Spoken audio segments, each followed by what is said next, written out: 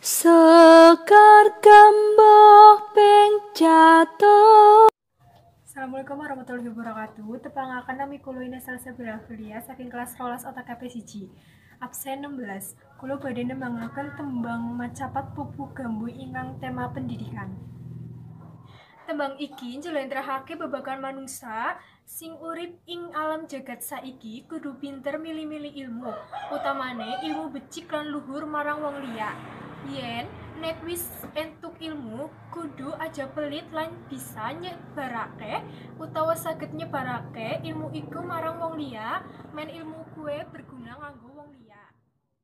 Patokane tembang gambu utawa tembang iki yaiku 7U, 10U, 12I, 8U lan 8O. Manungsa golek ilmu